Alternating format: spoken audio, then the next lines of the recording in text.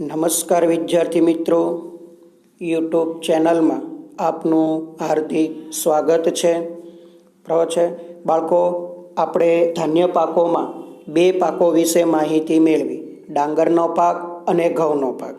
હવે આપણે બીજા બે પાક વિશે માહિતી મેળવીશું, જુવાર બરાબર અને બાજરી. તેમાં પહેલું છે જુવારના પાક માટેની અનુકૂળતાઓ જણાવો. બરાબર, જુવારના પાક માટેની અનુકૂળતાઓ જણાવો. તો જુવાર એ ખરીફ અને રવિ પાક છે. શું છે? જુવાર ખરીફ અને રવિ પાક છે. ખરીફ એટલે ચોમાસામાં લેવામાં આવે, રવિ એટલે શિયાળામાં લેવામાં આવે.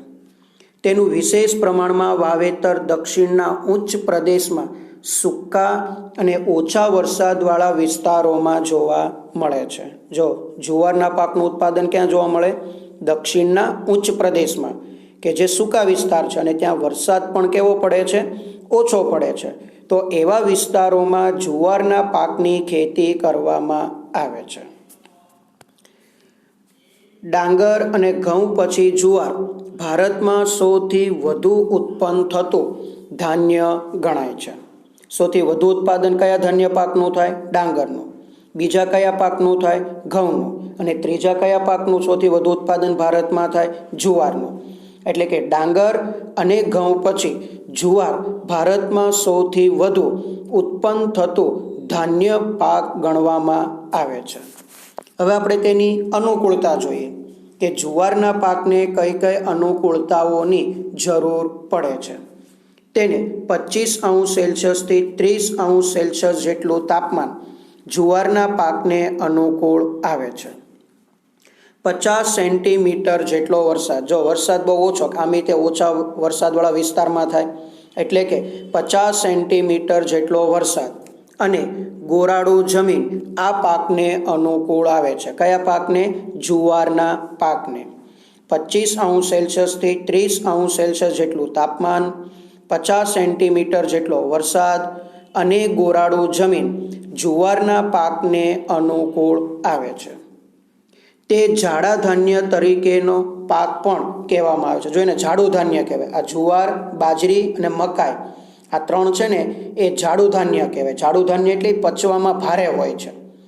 બરાબર છે, એટલે એને જાડા ધાન્ય તરીકે પણ આ જુવારના પાકને ઓળખવામાં આવે છે. તો જુવારનો પાક આપણા ભારતમાં મહારાષ્ટ્ર, કર્ણાટક, આંધ્રપ્રદેશ, તમિલનાડુ અને ગુજરાતમાં વધુ થાય છે. કયા કયા રાજ્યો? મહારાષ્ટ્ર, કર્ણાટક, આંધ્રપ્રદેશ, તમિલનાડુ અને ગુજરાતમાં આ જુવારનો પાક લેવામાં આવે છે. આમ આપણા ગુજરાતમાં જુવારનું સૌથી વાવેતર સુરત અને તાપી જિલ્લામાં થાય. જો બાળકો, આપણા ગુજરાતમાં જુવારનું સૌથી વધુ વાવેતર સુરત અને તાપી જિલ્લામાં થાય છે. બાળકો, આ જુવારના પાકનો ઉપયોગ પશુઓના લીલા ચારા તરીકે વધુ થાય.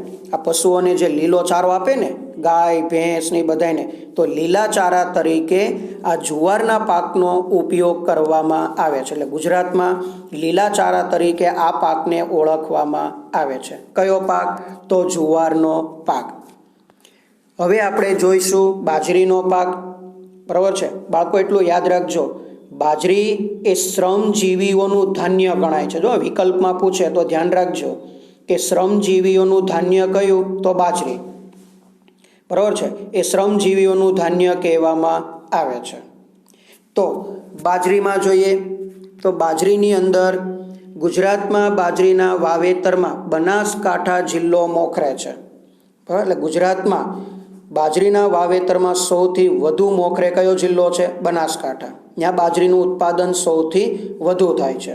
આ ઉપરાંત તમે જો અમરેલી, ભાવનગર, જૂનાગઢ, બરાબર છે, આ જિલ્લાઓમાં પણ બાજરીના પાકનું ઉત્પાદન કરવામાં આવે છે.